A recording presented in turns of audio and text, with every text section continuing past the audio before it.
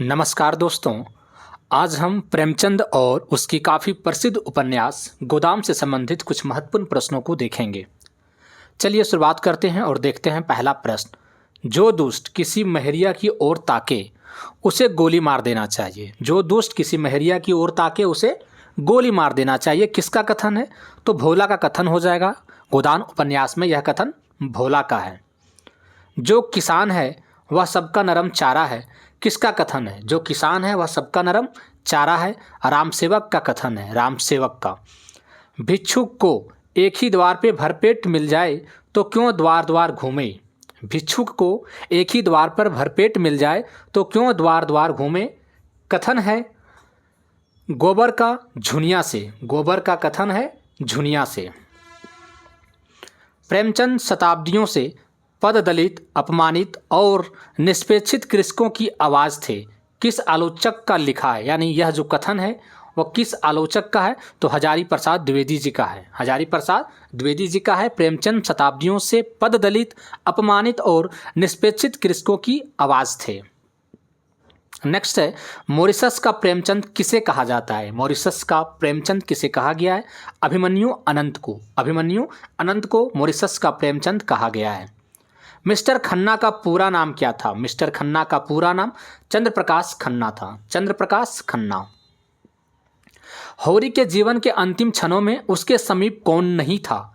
होरी के जीवन के अंतिम क्षणों में उसके समीप कौन नहीं था? गोबर हो जाएगा, गोबर। इनमें से गोदान का महिला पात्र नहीं है। गोदान का महिला पात्र नहीं है। चूहिया, कलिया और वारदा है। सुंदरिया हो जाएगा इस प्रश्न का राइट आंसर। सुंदरिया गोदान उपन्यास का महिला पात्र नहीं है। गोदान में मूल्यता है। गोदान में मूलतः है तो गोदान में मूलतः सामंती प्रथा की टूटने की कहानी है। समाजवाद की स्थापना की संकेत है। पूंजीवादी का प्रभाव है। तो उपरोक्त सभी ऑप्शन नंबर डी हो जाएगा। गोदान में मूलतः है। राजा साहब और राय साहब के बीच लड़ाई लगाकर अपना उल्लू सीधा करने वाला किरदार कौन है? राय साहब और राजा साहब के बीच लड़ाई लगाकर अपना उल्लू सीधा करने वाला किरदार है मिस्टर तनखा। मिस्टर तनखा। विविध वर्ग, जाति, स्वभाव, संस्कार, सामाजिक स्थिति, व्यवस्था आदि के जितने अधिक पात्र प्रेमचंद में मिलते हैं उतने औरों में नहीं। उतने औरों में नहीं। यह कथन है। यह कथन किसका है? तो डॉक्टर नागेंद्र का हो जाएगा। डॉक्टर नागेंद्र का। एक आने में क्या नशा होगा, हाँ झूम रहा हूँ, जिसमें लोग समझे कि खूब पिए हैं। किस पात्र का कथन है? किस पात्र का कथन है? तो गिरधर का कथन है। गिरधर का कथन है। गोदान उपन्यास में रामू किसका बेटा है? तो माता दीन का बेटा है रामू गोदान उपन्यास में। गोदान उपन्यास में किस पात्र को गोबर, गौमूत्र खाना पीना पड़ा? तो राइट आंसर हो जाएगा माता दीन। माता दीन। नेक्स्ट क्वेश्चन है गोदान उपन्यास में किस पात्र ने प्रेम को देह की वस्तु नहीं बल्कि आत्मा की वस्तु माना है? देह की वस्तु नहीं बल्कि आत्मा की वस्तु माना है प्रेम को। तो मालती ने माना है। मालती ने। प्रेमचंद के साहित्य पर सर्वत्र शिव का शासन है। सत्य और सुंदरम शिव की अनुचर होकर आते हैं। ये विचार किस समीक्षक के हैं? ये विचार किस समीक्षक के हैं? तो डॉक्टर नागेंद्र का हो जाएगा कि प्रेमचंद के साहित्य पर सर्वत्र शिव का शासन है। सत्य और सुंदर शिव के अनुचर होके आते हैं। डॉक्टर नागेंद्र का यह कथन है। निम्नलिखित उपन्यासों में से प्रेमचंद के अंतिम पूर्ण उपन्यास है। तो गोदान जो है प्रेमचंद का अंतिम पूर्ण उपन्यास है। डॉक्टर गोपाल राय के अनुसार हिंदी में नोवेल के अर्थ में उपन्यास पद का प्रथम प्रयोग किसने किया था? नोवेल के अर्थ में उपन्यास पद का हिंदी में प्रथम प्रयोग किसने किया था? भरतेंदु हरिश्चंद्र ने। Bharatendu Harishchandra option number D हो जाएगा।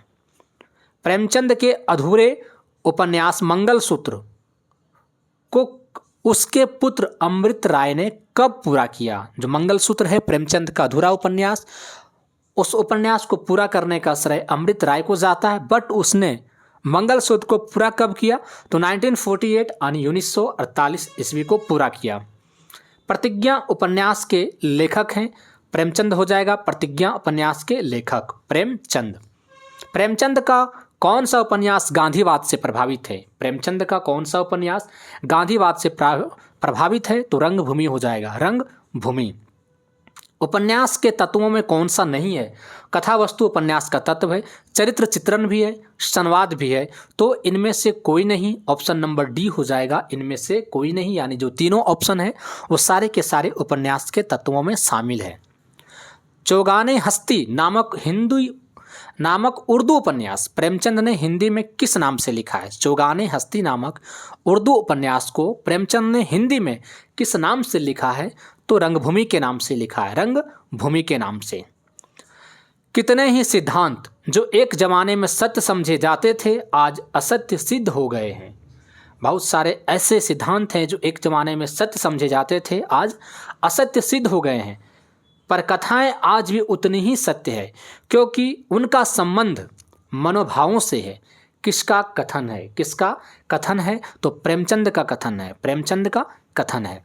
जीवन का सुख दूसरों को सुखी करने में है, उन्हें लूटने में नहीं, उन्हें लूटने में नहीं, प्रेमचंद का कथन है। जीवन का सुख दूसरों को सुखी करने में है, उन्हें लूटने में नहीं, प्रेमचंद का कथन है। गोदान उपन्यास में यहीरों की बस्ती का मुखिया कौन था? यहीरों की बस्ती का मुखिया भोला था, यहीरों की बस्ती का मुखिया भोला था।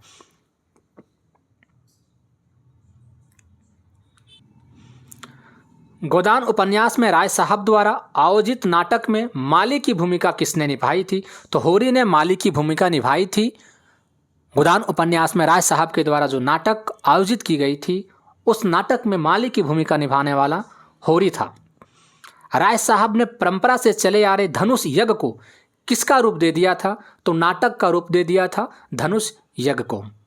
गोदान उपन्यास के पात्र राय साहब का गांव सेमरी किस प्रांत के अंतर्गत आता था? प्रांत के अंतर्गत आता था, तो अवध प्रांत। ऑप्शन नंबर डी सही हो जाएगा। गोदान उपन्यास में पूंजीपति वर्ग का प्रतिनिधि कौन है? गोदान उपन्यास में पूंजीपति वर्ग का प्रतिनिधि राय साहब अमरपाल सिंह है, राय साहब अमरपाल सिंह है, पल लिखा हुआ दोस्त पाल हो जाएगा। गोदान उपन्यास में होरी का पुत्र गोबर किसका प्रतीक है? गोबर तो प्रगतिशील चेतना का प्रतीक है गोबर। गोदान उपन्यास में प्रेमचंद ने किस उपन्यास में सूरदास की कथा के साथ साथ विनय और सोफिया की गौण कथा भी चलती है? प्रेमचंद का कौन सा उपन्यास है जिसमें सूरदास की कथा के साथ साथ विनय और सोफिया की गौण कथा चलती है? तो रंगभूमि में, रंगभूमि। प्रेमचंद के महत्व को स्वीकार करते हुए उनकी कलात्मक त्रुटियों को नज़रअंदाज नहीं किया जा सकता। उनके सभी उपन्यासों के पात्र शिथिल हैं।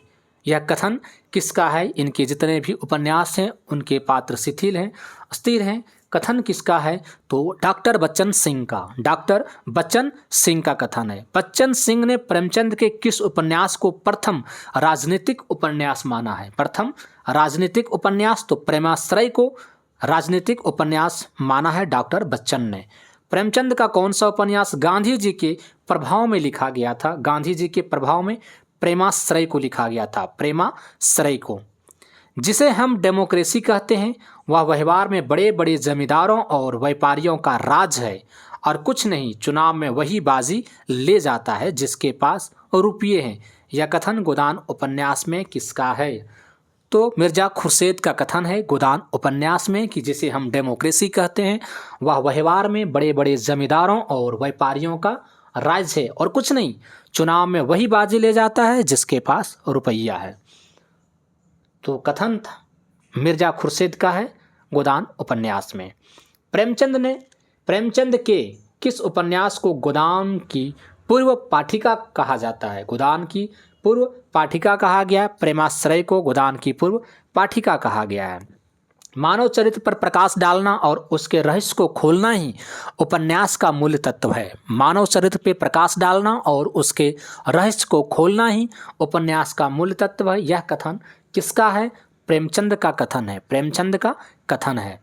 प्रेमचंद के किस कहानी को रामविलास शर्मा ने गोदान का लघु संस्करण कहा है? गोदान का लघु संस्करण किस कहानी को रामविलास शर्मा ने कहा है? तो पूस की रात एक कहानी है प्रेमचंद की और इसी को रामविलास शर्मा ने गोदान का लघु संस्करण कहा है, बताया है। इस जमाने में मोटा होना बहियाई है, सो को दुबला करके तब एक मोटा होता है, ऐसे मोटेपन से क्या सुख। यह कथन किसका है? होरी का कथन है, होरी का कथन है। किसने प्रेमचंद को कबीर के बाद दूसरा बड़ा व्यंगकार कहा है? कबीर के बाद दूसरा बड़ा व्यंगकार प्रेमचंद को किसने कहा है? रामविलास शर्मा ने, रामविलास शर्मा ने। किसने गोदान को वर्ग संघर्ष की कथा कहा है? किसने गोदान को वर्ग संघर्ष की कथा कहा है? तो बा और सा दोनों यानी नंदूलाल इंद्रनाथ मदन एवं गंगा प्रसाद विमल ने कहा है। इंद्रनाथ मदन और गंगा प्रसाद विमल ने कहा है। ऑप्शन नंबर बी और सी हो जाएगा दोस्त, बा और सा लिखा हुआ है। किसने गोदान को वातावरणीय उपन्यास कहा है? वातावरणीय उपन्यास कहा है राम खिलावन पांडे ने। वातावरणीय उपन्यास गोदान को कहने वाला है राम खिलावन पांडे। प्रेमचंद किस प्रवृत्ति के उपन्यासकार हैं? प्रेमचंद किस प्रवृत्ति के उपन्यासकार हैं? तो आदर्शोन्मुख और अथार्थवादी, आदर्शोन्मुख अथार्थवादी प्रवृत्ति के उपन्यासकार हैं प्रेमचंद। थैंक यू दोस्त फॉर वॉचिंग वीडियो।